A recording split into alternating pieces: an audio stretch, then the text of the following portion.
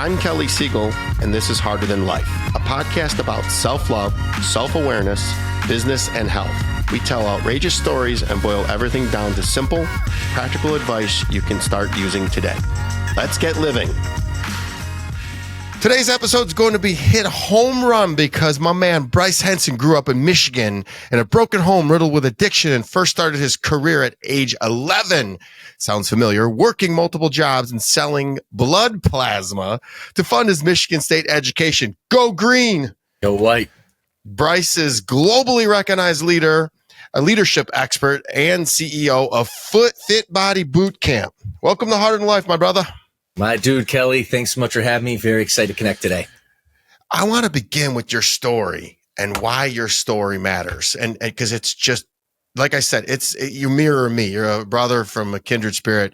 Oh, yeah. I had a paper route at 12, bro. Yeah. Worked on my own here. Michigan, I don't know what the hell's going on with people in Michigan, but tell us your story and why your story matters. Love it. Well, I come from very humble beginnings for first world standards. And I always say first world standards because I was 25, I decided to move to South America and I saw what real poverty was. And if you're listening to this right now, we all go through hardship in life, that is for sure. But there is a difference between first world problem and third world problems. So my first mindset lesson is never confuse the two.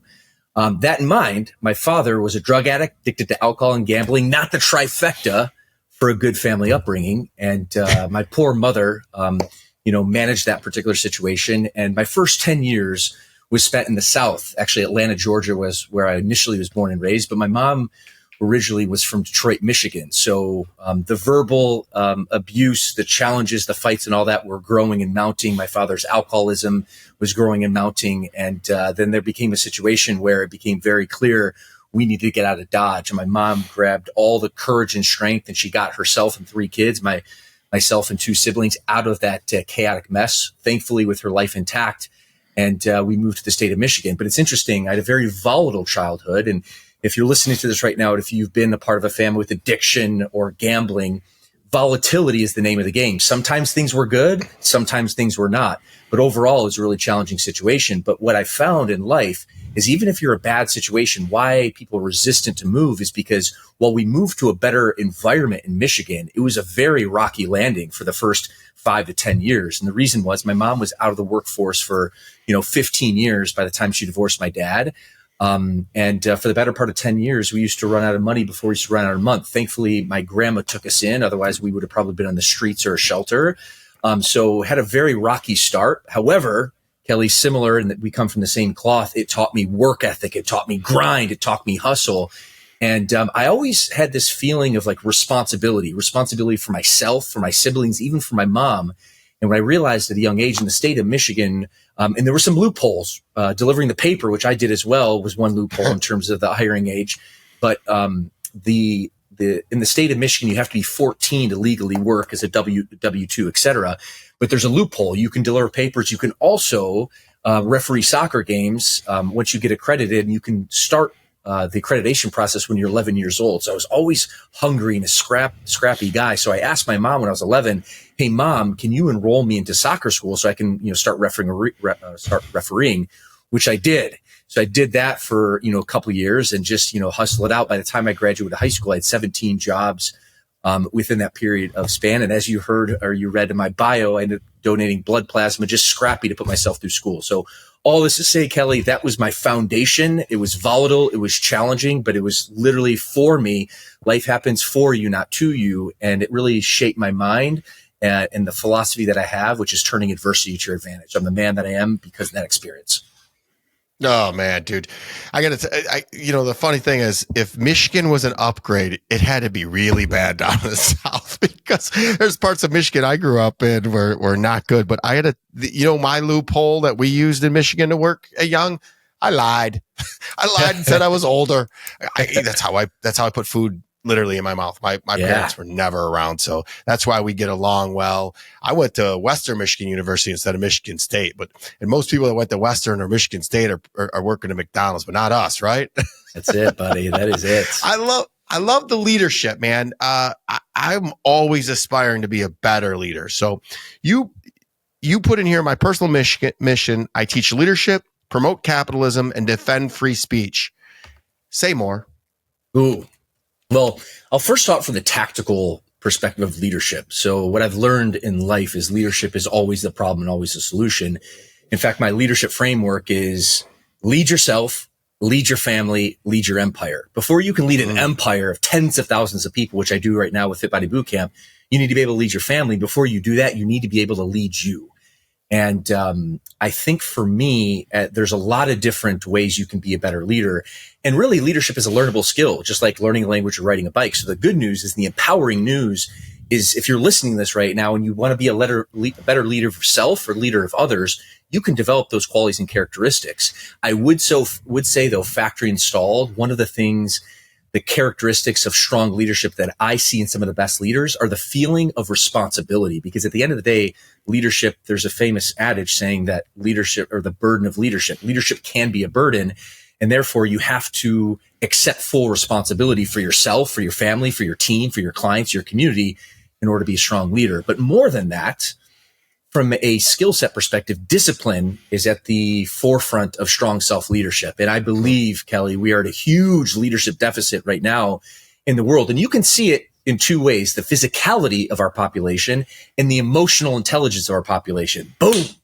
So I'm going to hit emotional intelligence first, and then we'll go to physicality. Emotionally, if you just log on to any social media site, you just see victim mindset, blame game all over the place. It's just a lack of accountability and leadership. So you can just sense that emotionally. Secondarily, physically, 80% of our population, Kelly, is either statistically obese or overweight. What this shows me is people are having a hard time leading themselves. And you can't lead an empire, you can't lead your family, you can't lead your community unless you can lead you. And for me, fitness is the highest form of self-leadership. So my framework on this is and while that's challenging and bad news, I think for you aspiring leaders listening to this, it's actually empowering news, which shows me that if you lead a healthy and fit lifestyle, if you just maintain a healthy weight, by definition, you are qualified to lead over 80% of our population who has a hard time self-leading themselves. But if you want to take a step further, which we all should take a step further, if you are on the harder than life podcast, if you're, developing personal growth and self-mastery, take it to the next level. And if you want to separate yourself to be the 1%er, look like you work out. You should never be asked, oh, do you lift weights? People should just know that by your appearance. And when they do, not only do you have all the physicality, the psychological, the physiological benefits of, being fit, but also when you walk into a room, you command a level of respect, not only for others, but yourself. And that's an incredibly powerful leadership tool. So I want to start there in the leadership framework. We can talk a little bit about the capitalism and then also the free speech, but I don't know if you have anything to add. Perfect. We're going to deep dive into this. Do you have any cheat codes too? Like I just recently turned on this Magic Mind. Have you tried these little things out? They're so good. I don't drink. I don't do drugs. Me neither. I don't take Adderall. I don't take anything, but these Magic Mind things, they just sent these to me. And I take them and I'm extremely focused. I have energy and I'm dialed in. You should try these out if you haven't. I don't know why. I just like sharing them with people. They look crazy, but they taste delicious. And all of a sudden, boom. So the reason why I was saying I just grabbed one because I got still meetings upon meetings. And it's literally, I just take a quick freaking shot. You try them out. I'll send you some. Is it nootropic? Exactly. Ooh, Love it. It's good. What's it called? It's called Magic Mind. I think it's out in LA too. I don't know. Try it out. It's delicious. Now I'm going to be focused for the next freaking 5 hours, which is beautiful. And it's all natural. So having said that, what I saw this amazing, by the way, everybody follow him. Real Bryce Henson on all socials. Real Bryce, BRYCE Henson, HENSON on all social media handles. You can already hear the intensity and we're going to get into this in a minute, but, he hangs out with Big Bad Bedros, he and I just have so much fun with the haters talking about steroids and whatnot. Everybody wants to hate on it. I embody what you say about self-discipline and leading yourself. Everybody gives me so much crap about it. And you know what? How we started this was I used to get beat and that's how I got big and tough. So everything happens for you, not to you. And now I walk in a room. Heck, I walked over to you and you're 2 seconds like, hey, come here. I want to talk to you because I'm a big boy. So he is onto something, and this EQ, emotional intelligence, and physicality is very, very important. So, what are the three? I saw a reel that you put out, the 3 costs of leadership. Can you enlighten the listeners on that? Oh, shoot. Yeah. I just created this framework, actually. Let me pull up that quote. We just had our annual World Conference, which is a giant conference. All our franchise partners are coaches in the Fit Body Bootcamp brand. And we had our biggest one in franchise history. We had over 550 attendees in Las Vegas, Nevada. And it was just an epic event. And poured into our franchise partners and coaches, and really the backbone of our culture of our entire organization, because culture, in the famous words of leadership expert Peter Drucker, will eat strategy for breakfast. But I received a thank you note from my entire team because I spearheaded the event. And there was a quote on the 3 costs of leadership. It was, the quote was cited by Kirby Smart, who is the University of Georgia football team's head coach. And the 3 costs are this: you'll have to make hard decisions that negatively impact the people you care about. You'll be disliked despite your best attempts to do the best for the most. And then you'll be misunderstood, and you won't always have the opportunity to defend yourself. And it's the truth, because leadership, it's interesting. Sometimes it can be a very thankless job. And there's a dichotomy to it. Many times you won't be liked as a leader, especially when you make a hard decision that's going to benefit the entire organization. And if you think about it, if you're listening to this right now and you have children, you know this to be true. If you're a good parent or a good leader for your children, there's many times you have to say no. You put guardrails, you have to compliance and really discipline your kids. And guess what? Your kids do not like you in the moment. Do they not? They do not. Right? They do not like you in the moment. However, long term, they will appreciate you. They will have gratitude for your level of leadership. So I think that's really important to understand when you're making hard decisions. And then the cost of leadership is you will be disliked. And the last thing, especially as your organization grows, many times you will be misunderstood, especially if you're creative, if you're bold, if you take big action and you have a larger organization and you have a duty, obligation, responsibility to communicate, to over communicate, and really use social media and video to communicate to as many of your following as humanly possible. But there is an element where a lot of your following will not be able to connect with you, or at least dialogue with you on the decisions made. And ultimately, that's just part of the cost of leadership. You will be misunderstood. You just have to accept it and move on. But I love that particular framework was provided to me. And I set a mindset quote both on my social media and also to my franchise partners with those learning lessons. Yeah, real Bryce Henson on all socials, people. I went down a rabbit hole of the website yesterday, brycehenson.com, and just there's so much freebies on there and inspirational leadership that it's phenomenal. But do you find that those 3 things, specifically the one about not being liked, disliked, is why it's so hard to lead yourself? Because you see people leading their families successfully, leading an empire successfully, but their personal life is a mess. Are you? That's what I see a ton of. It's more. I think that's the most popular one to leave out, is to not take care of yourself. Why is that? Because of that, being scared of what people are going to think and not like you. I mean, I think it more has to do with like lack of self-discipline, but it's interesting, or lack of self-accountability. And I think it's just wired in human nature. When we make a commitment to someone else, we feel an internal tug to honor that commitment because of the social pressure, the way we evolve as humans. I mean, think about it. We evolve as humans to be the dominant species on the planet for 2 primary reasons. Number one, for our intelligence, of course, which many times is focused on solely. But the second aspect is our ability to collaborate from a teamwork perspective. And there's an element of trust. So when you give someone else your commitment, okay, we feel an internal tug to stay committed to or consistent to that commitment. And that is a weapon of influence that I learned from a PhD called Dr. Robert Cialdini, who is a PhD, teaches at Arizona State University. In fact, he studied human nature and identified 6 weapons or 6 principles. He calls them weapons of influence. And one of them is commitment and consistency. So because of that, though, because of the social pressures, we don't have that social pressure for us. So many times we will not disappoint other people when we make a commitment, whether it's our family or empire. But a lot of times, Kelly, what happens is at the foundation of that, we will disappoint ourselves. We will not hold ourselves accountable. And that's just something that we all need to understand. So this is why the best leaders, the best visionaries of companies in the world, they also have accountability coaches, because coaches need coaches too, not only to hold the team accountable, but most importantly, going back to your initial thought about self-leadership, to hold themselves accountable.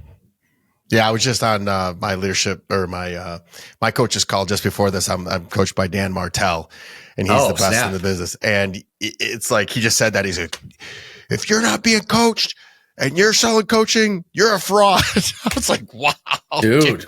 Amen, though, man. Amen. And look at you. I mean, this, you literally quantified that particular feedback. You're an incredible, strong leader of yourself. Look at your physique. You're dialed in. You have a coach, an accountability coach, and therefore you can lead yourself, lead your family, lead your empire. That's the framework. And that just highlights a specific point. Dan's awesome. So hats off. How did you meet Bedros? Oh, incredible story. So, you know, it's kindred spirits coming from the Midwest. Even if you can believe, I was not a fitness guy. I was hustling. I was grinding to put myself through school and all that. But Michigan, amazing place, salt of the earth people, but not the fitness capital of the world. I think we can all agree to that. So fitness was not in my culture, my DNA. Also, too, coming from first world standards, very humble beginnings. We used to run out of money before we used to run out of month. So, you know, nutritious food sometimes can be a little bit more cost prohibitive than, you know, the sugar or the fast food crap they serve. So that's all to say, I moved out to Southern California for an internship, which turned into a full-time sales gig back in 2005. And I was here for a couple of years, and I was excited to be in LA, the palm trees, the blue skies, all the beaches, all the beaches are the things that California has to offer. But coming out to Southern California, I had more dark days than good. I, you know, was 3,000 miles from home, didn't have any professional skill sets, but I didn't have fitness in my life. I didn't have the energy and enthusiasm that I do now. And a fortuitous situation happened about 2 years in my journey. A Michigan guy, one of my best friends from college, went to Michigan State with him. He was my first fitness mentor. His name was Adam. He had the six-pack abs, the glistening muscles. All the girls loved him. I certainly looked up to that. So we ended up living together for the better part of 2 years. And after a few months, I finally mustered up enough courage, Kelly, and I was like, hey, Adam, can you show me a little bit about this fitness thing? And he turned to me and said, Bryce, I thought you'd never ask, but if we're going to do this, we're going to do this right. I'm going to put you on a 12-week program. You're going to lift what I want you to lift. You're going to train how I want you to train. You're going to eat what I want you to eat. And after that 12 weeks, if you're like, let's go, awesome. But if not, that's okay too. But at least you didn't waste anyone's time. And I'm so glad, Kelly, he made me commit to that initial program, because we all know starting a fitness regimen, you know, it's hard. You know, it's very challenging to begin with. But I pushed through, and over a period of really 2 years, I trained with them. But for 6 months, I dropped 20 pounds of body fat. I put 20 pounds of lean muscle on. But way more important than that, I changed my life. So after that particular experience, I went from the least performing sales rep in the company all the way to the highest performing sales rep in the company. And there was one thing that changed. It wasn't the sales script. It wasn't the follow-up process. It was literally, Kelly, just the way I showed up, my energy, my enthusiasm. So I'm kind of giving the foundation. That was really my start getting into the fitness, I guess having my own transformation. But after that experience, you know, I was firing all cylinders. I never thought I would, you know, go into the fitness industry. But about 2 years into that journey, some dude walks up to me at the gym and he said, hey, I've been seeing how you lift weights. I was curious how you eat. And after that conversation, this like light bulb came on. I was like, holy shit, like, what if I can give this gift of fitness back to others? So I decided to enroll myself in the National Academy of Sports Medicine, which is this gold standard certified personal training. I got my certificate. I thought I was going to train clients on the nights and weekends to start, which I did. But after going through that process, I think I updated my Facebook profile to personal trainer. And I started receiving ads from this gentleman who you just referred to named Bedros Keuilian. And Bedros was talking about how to launch a fitness business, how to grow a fitness business. I certainly was interested in that. So I opted in. I started following on, you know, his list. But if you can believe, for 2 years, I decided to take a sabbatical where I moved to South America, a little island in the very south of Brazil, for a couple year period, just with my newfound confidence of fitness and exploring the world and travel and all that. And then in 2012, when I knew I was coming back to Southern California, I started paying attention a little bit more closely to Bedros' emails. And he started talking about this little thing called Fit Body Bootcamp that was transferring from a licensee program to a proper brick and mortar fitness franchise. And I put in expressive interest. There was only about a dozen owners in the brand at that time. But I went through the application process in the summer of 2012. I ended up scheduling a meeting with Bedros at our Fit Body Bootcamp headquarters, not the exact building I'm in right now, but one about 2 miles away. And within meeting him, within 5 minutes, I was like, this is exactly what I want to do. Kindred spirits. We locked arms. And I signed the franchise agreement. For the first 5 years, our relationship was he was the CEO and founder of the brand. I was one of his most successful franchise partners. And then in 2018, when our brand Fit Body Bootcamp was really starting to experience some exponential growth, he reached out to me initially with the vice president and then the CEO offer. So that's how we met. And actually, that's the whole story of how this broke out of shape guy from the Midwest came out to Southern California, got into shape, and then eventually became the CEO of an international fitness brand and partnering with an entrepreneurial giant, the likes of Bedros Keuilian. How old are you? I just turned 41. So was the Adam, it couldn't happen to be Adam Speck from Michigan State, was it? No. Okay. Adam Hartwell, but if you're listening, shout out to you, buddy. God, good stuff. He may be, because we're here in Michigan as well.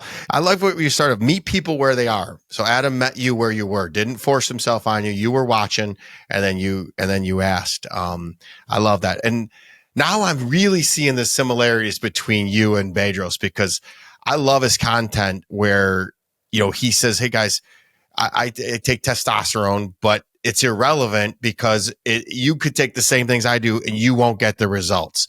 And, it's well documented. I take testosterone. I'm 48 years old. When I turned 40, my test dropped to under 200.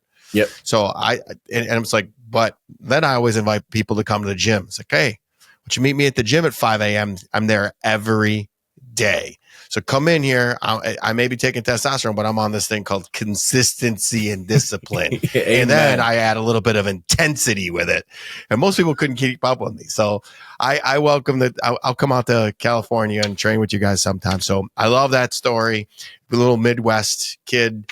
Yep. Down in the dumps, all against them. Adversity, and boom, here you are. And now you're on the Heart of Life podcast. So we're going to deep dive a little bit into, since last night was the debate, and this is being recorded on September 11th. So hats off to anybody who was affected by that horrible, horrible tragedy. But I like to say that, on the other side of bad things, good things happen. And, the one thing about this country that drives me insane is that when there is a foreign issue, we will unite like there's no tomorrow. So you think the most united this country's ever been was at 9/12. Mm-hmm. And it's like, why do we have to wait for this to happen? So we are big on leadership. I am big on accountability and about leadership. And we just watched the debate last night. And I don't care what side you're on or anybody's on. This isn't meant to be, but I just want to say, what could we do as a nation to build better leaders when we look at the two prospective leaders we're going to have, and they leave a lot to be desired? If you're the president tomorrow, what would you do? Ooh, that is an amazing, a very challenging but loaded question. But I couldn't agree with you more, man. Holy smokes. September 11, 23 years ago, I was actually in Michigan State, East Lansing. It was my freshman year in college. And this is back in the day without the technology, the cell phones and all that. I walked into my 8 o'clock class. The first tower, I think, got hit like 8:15. Today's day and age, we would have known that immediately, but I didn't find out until, 12:30 or 1 o'clock in the afternoon after my 4-hour class, going back to the dorm rooms and then seeing the world has changed.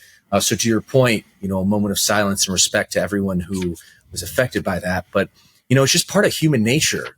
We can respond to adversity well, and is absolutely a shame, to your point. I mean, I would say in my lifetime, Kelly, this is probably the most divided that I've ever seen us been. And leadership is actually, collaboration, and it's about uniting and building and teamwork and collaborating with each other. So for me, being fitness is my focus, and being that I think it's the foundation of self-leadership, I'm a huge fan of RFK, specifically on his initiatives. I mean, there's a lot to unpack there, but specifically his initiatives on, chronic disease and the processed foods and the lack of healthcare in our country right now. And I think, our population, I mean, we're the richest country in the history of the world, but our population right now, I mean, we're obese, we're sick. There's just a lot of chronic disease. So for me, first and foremost, to answer your question, going back to my leadership framework, before you can lead an empire or, the richest and most powerful government in the world, you need to be able at the unit economic level, keep your citizens healthy.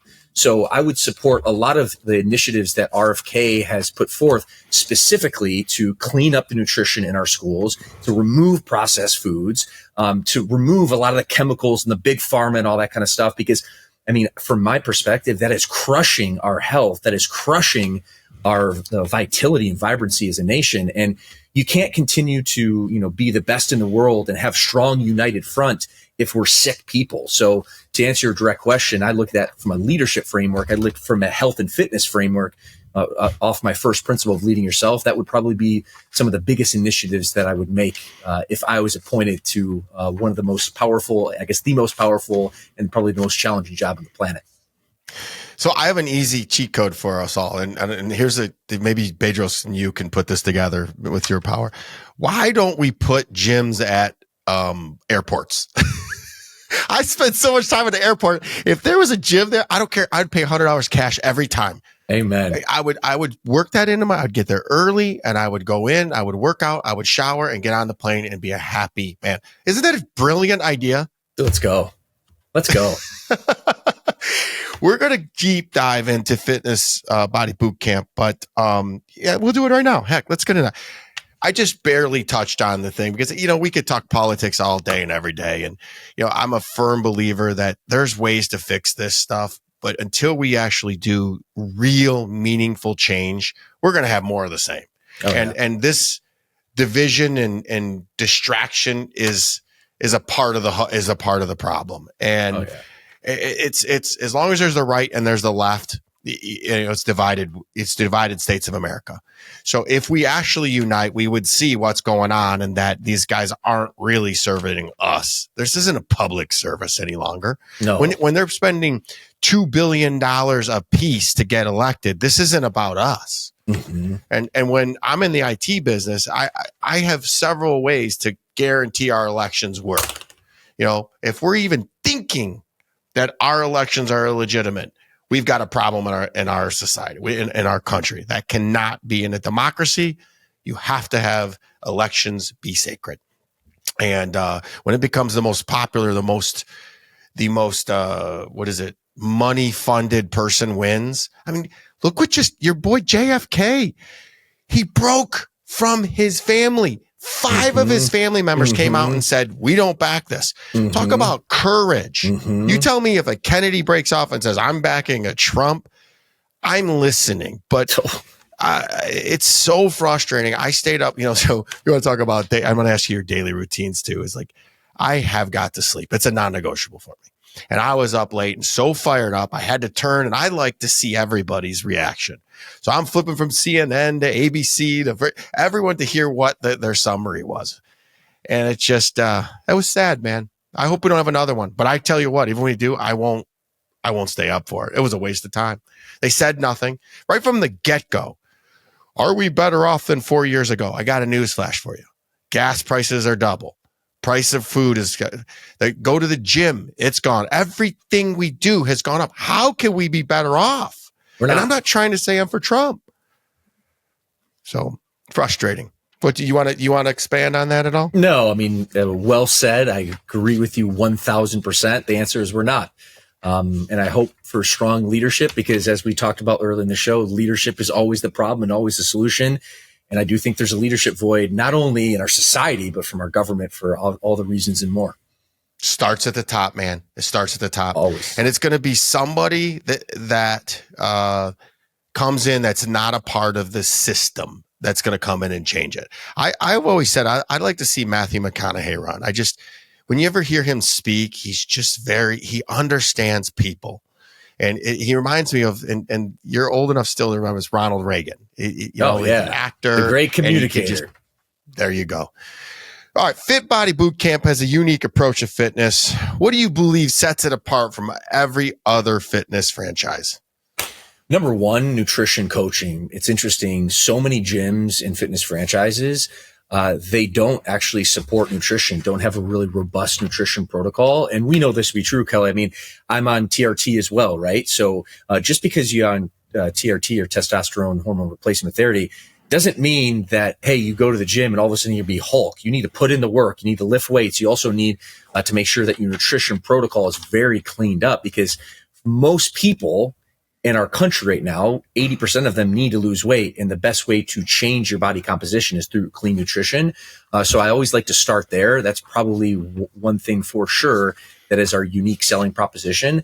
The other aspect at play, and it's going from a leadership framework, Fit Body Bootcamp is a franchise system. So my business partner, who we just referred to, Bedros Keuilian, in 2012 made the decision to franchise our system. So instead of all of our locations being corporate owned, we recruit franchise partners then who recruit their own teams, and then they replicate the process. And really what that means is we have a strong replicatable process, but that requires a lot of leadership and a lot of development of coaches. So our client experience is everything. If you think about, the coaching in the fitness industry, our industry at Fit Body Bootcamp and fitness, our coaches are our products. So their ability to connect with a client, provide a great coaching experience, form correction, and also get a client a great result. But not only that, give a client a great experience more than anything. So I think for us, the second unique selling proposition is just our development of people. We have a robust 2-year training protocol for all of our new coaches coming in the industry, where the average coach, they only stay at a location for 6 months. They only stay in the industry for less than 6 months.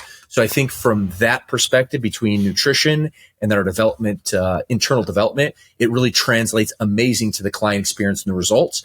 And really our brand is known for sustainable weight loss results. So that's our secret sauce. My biggest issue, Bryce, is eating. That's literally, nutrition is my hardest one. So I supplement with protein shakes, protein bars. I'm so busy. My day starts at 4:15 and doesn't end until 9:15 at night. What advice do you have for busy entrepreneurs who struggle to find time for not only the fitness, I get that in the morning, but also the nutrition portion of it?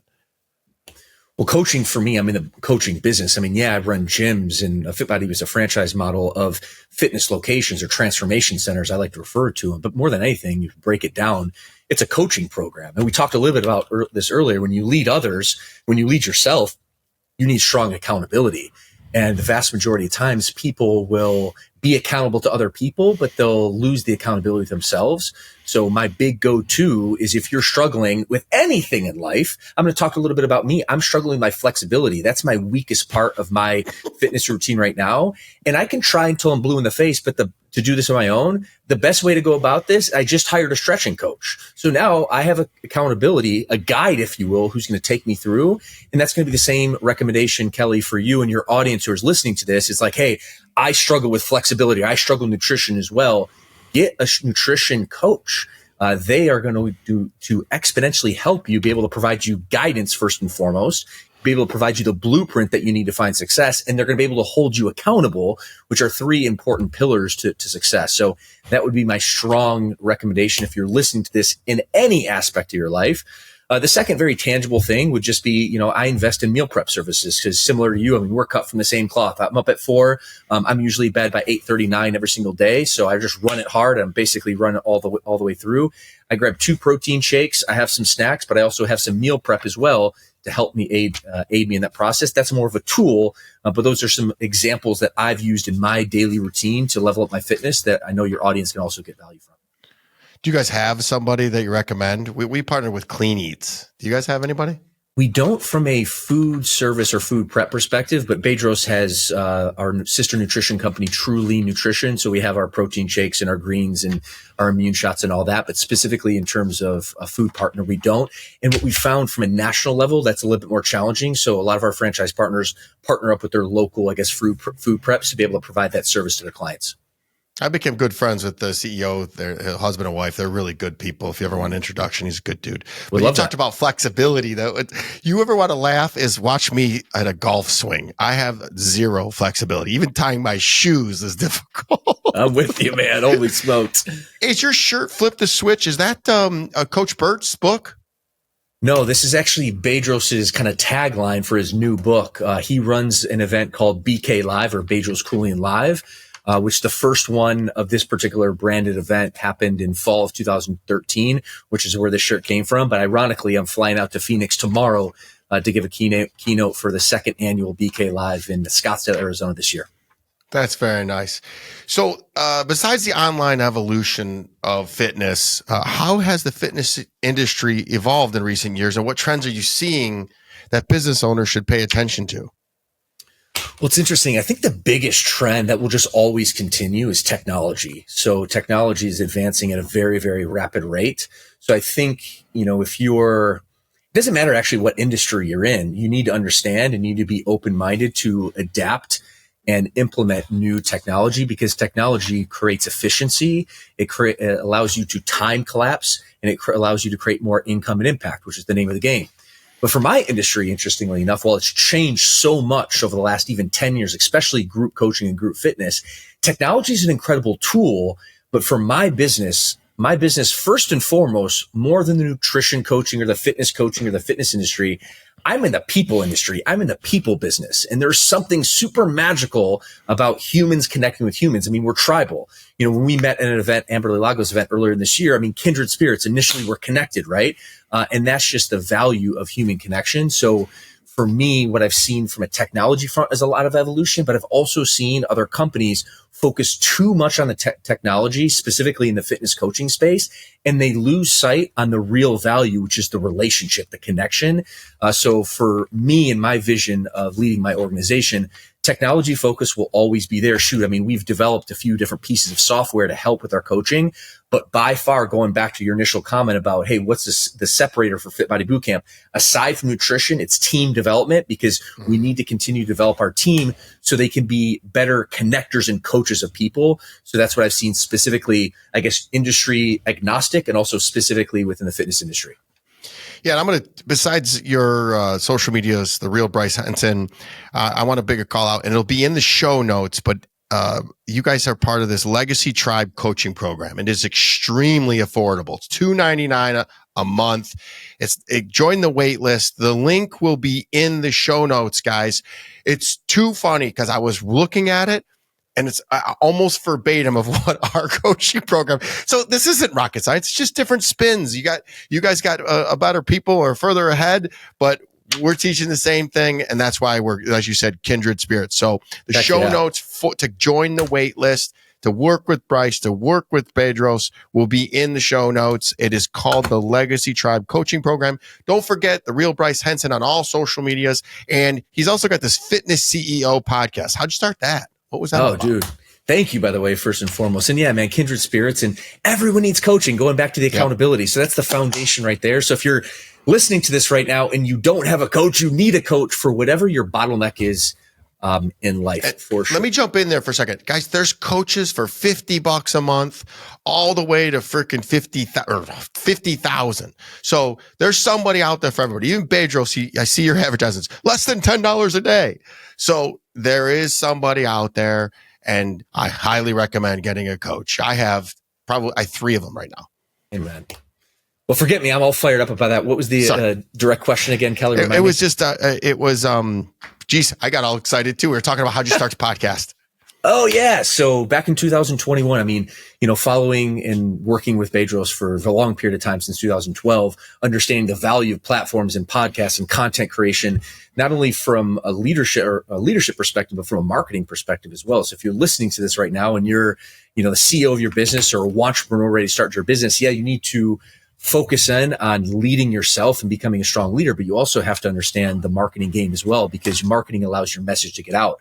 So, having this, context in mind, back in 2021, I knew I wanted to launch what was initially launched as the Fitness CEO podcast, which is a podcast where I taught leadership and some other business, development aspects, which is really, really powerful. And we had a lot of success with the show. We just crossed 1.5 million downloads. But in July of this past year, had this big aha. And you talked a little bit about earlier in the conversation about the 3 pillars of my mission in life, which is to teach leadership, because I believe leadership is always the problem, and always the solution. Number 2, I promote capitalism. And number 3, I defend free speech. And I came to that different branding for quite a few reasons. And I would highly encourage you to check out my podcast, the new branding of the show. It's called The CEO Show with Bryce Henson. The episode where I give the backstory just dropped on July 3rd. It's episode 177 of my podcast, but the first of the show. And Kelly, from my perspective, why I rebranded the show and the message that I want to teach. Number 1, teaching leadership is foundational to the human success. No matter what, if even if you're not an aspiring entrepreneur, you're not an aspiring leader, you never want to be a CEO of a business. That's okay. You still need leadership skills to lead yourself. So very practical and very valuable to all. But Kelly, the last 5 years, we're looking at the craziness with COVID and the media and just the victim mindset of our population. It became very clear to me that capitalism, that profit, has gotten a bad name. And I don't know if it's, indoctrination from, college and universities and all this craziness going on, but holy smokes, the United States of America, we have our fair share of problems. We clearly understand that. However, if we take a 30,000 foot view, we have the most richest, the most successful country of all time. And it's based off a economic system of free market capitalism. And I believe that capitalism is the best way of servant leadership. You have to add value to others first. And when you do, you get rewarded. It's rooted in incentive, which works really, really well with human nature. So I'm hugely passionate about the free market capitalist system. And this is why I'm a franchisor. I support small businesses. Being the CEO of Fit Body Bootcamp, we have hundreds of locations across the North America, and the vast majority are independently operated by our franchise partners who operate small businesses. So huge passion for that. And then Kelly, to put a bow on this, the last pillar, if you will, which we've seen in spades with censorship from COVID, with Elon Musk showcasing the Twitter files, with Mark Zuckerberg just coming out from Meta last month, showcasing that the U.S. government, the freaking U.S. government pressured Mark Zuckerberg and all of Meta, and I'm sure other platforms as well, Jack Dorsey, formerly of Twitter. So for me, what I've realized is freedom is my core value. And these 3 principles of my podcast are 3 principles that promote human prosperity. So I'm extremely passionate to showcase those from a tactical and a logical perspective in leadership, in a more of emotional perspective of supporting capitalism, supporting small business, and really defending free speech. Because if we don't have free speech, bad things happen. And if you study history, it's very easy to see. Oh boy, we're going to have another freaking podcast. Just talk about history and capitalism. I could go on and on about that, but I'm here to inspire the listeners.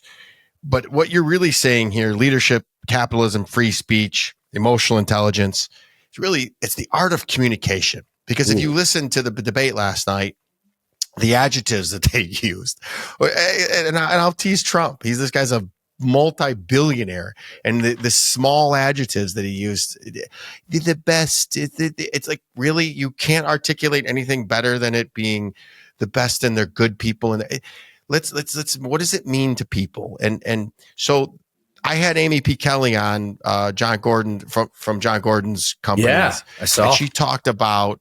And she was at the event too. She talked about what's their latest book? Difficult conversations don't have to be difficult. And so we got to go in and realize that these are all growth conversations.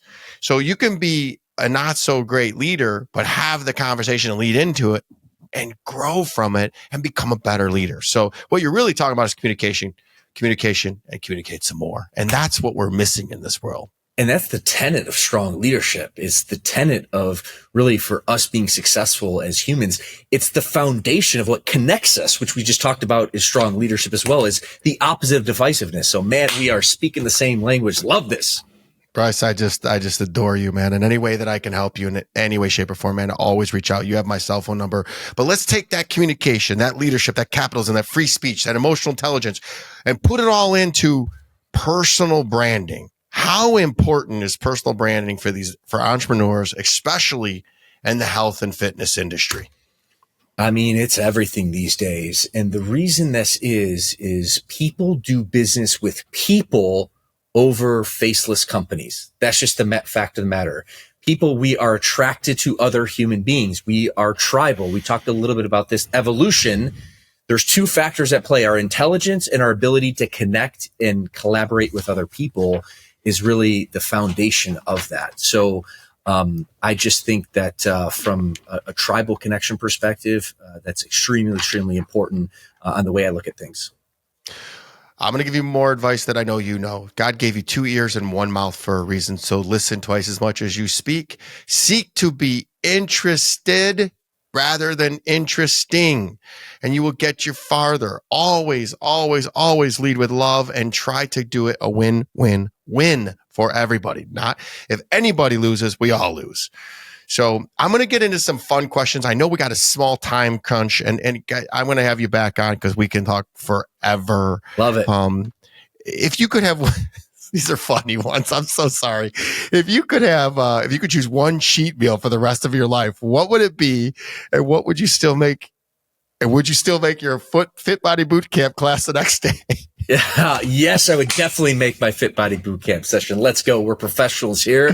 So 100%. And I'm a sweet tooth for sure. So I'm going to do some like frozen yogurt, ice cream all day, and twice on Sundays is my cheat meal.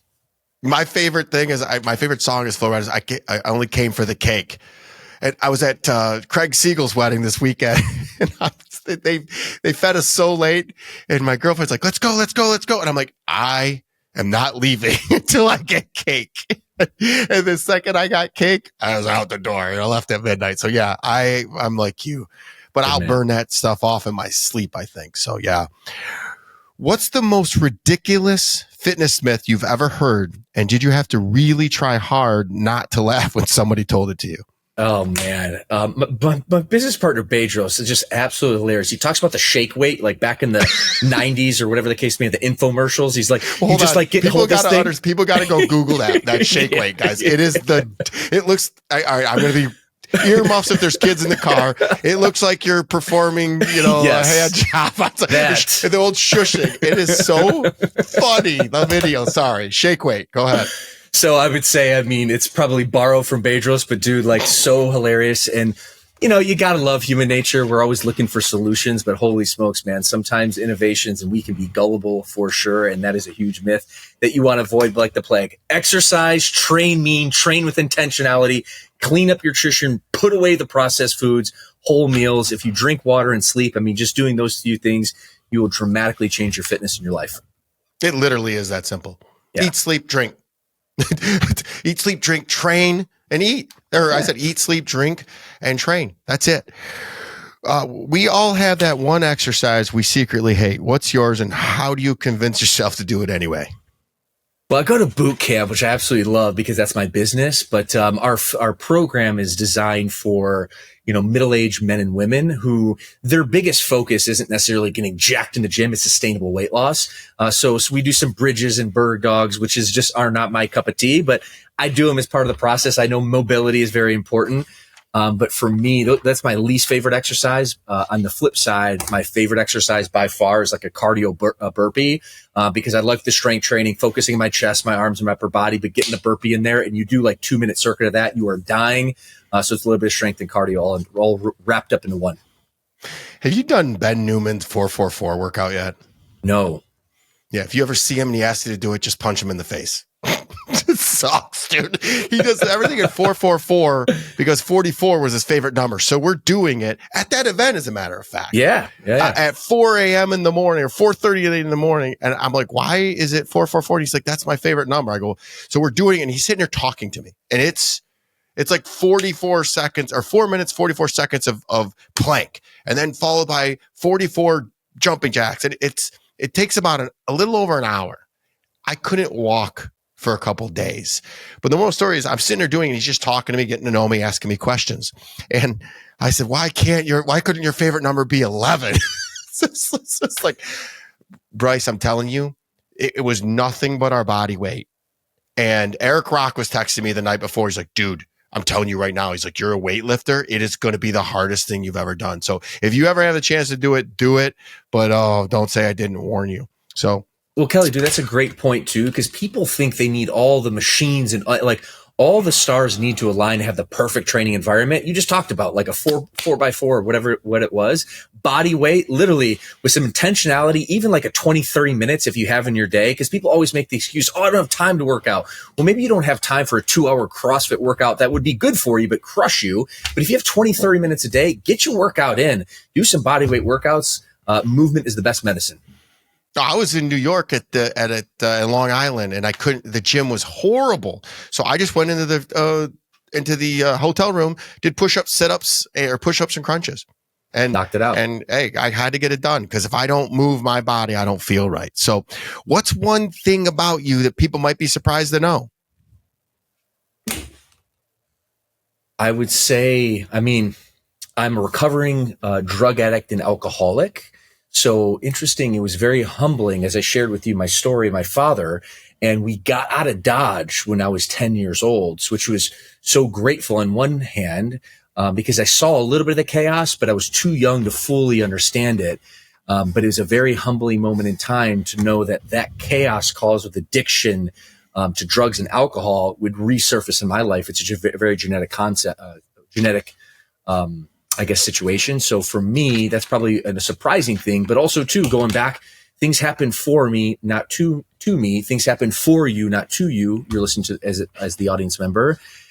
So what I've been able to do is take that addictive personality and then move it away from the drugs, the cocaine, the alcohol that I used to do, and then shift it towards the positive, baby. And I've shifted it towards the positive, and I tell you, it's been actually a superpower for me.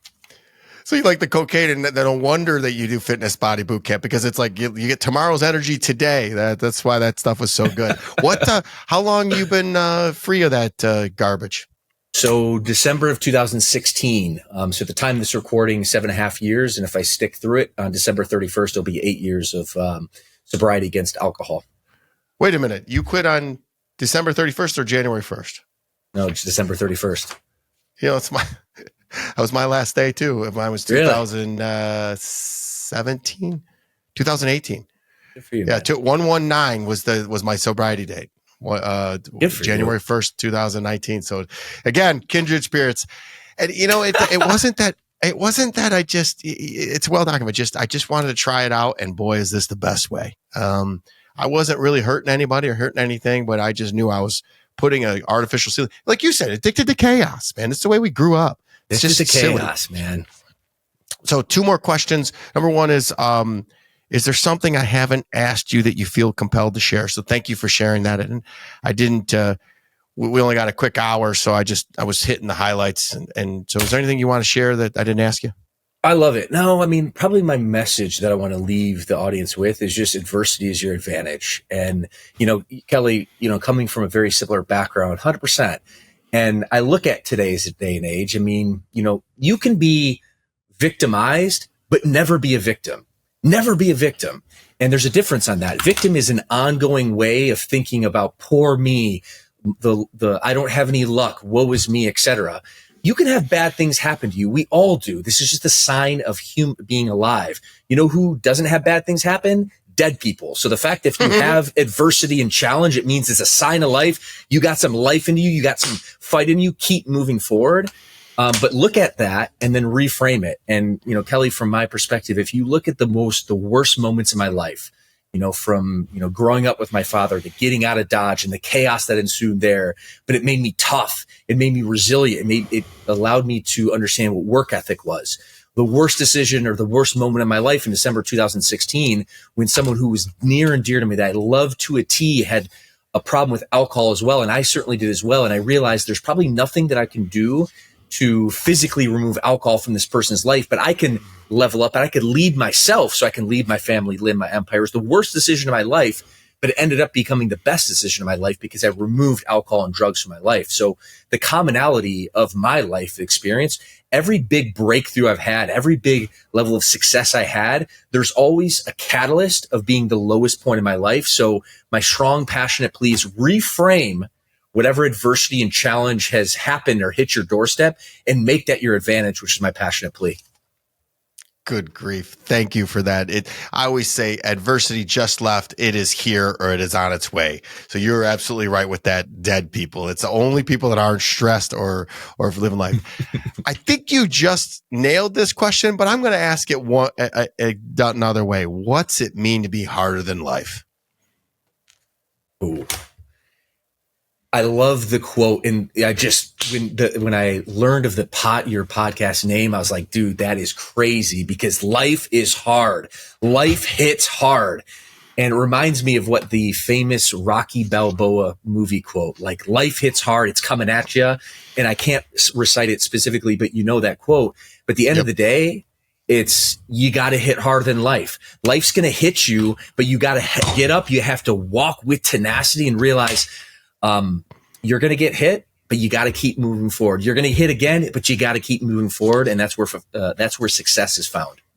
Yeah, we didn't dig into how many failures it took to get you. So you got to believe in invisible progress and move from failure to failure with no less enthusiasm.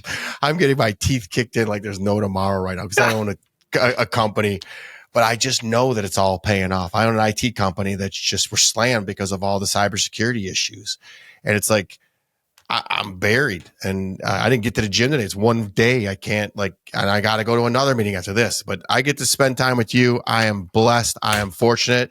Guys, the real Bryce Henson on all socials. Don't forget, we'll have the tribe membership. It's on a wait list right now, but it's super affordable. I highly recommend you jump on it. There's also includes 2 events that they throw per year.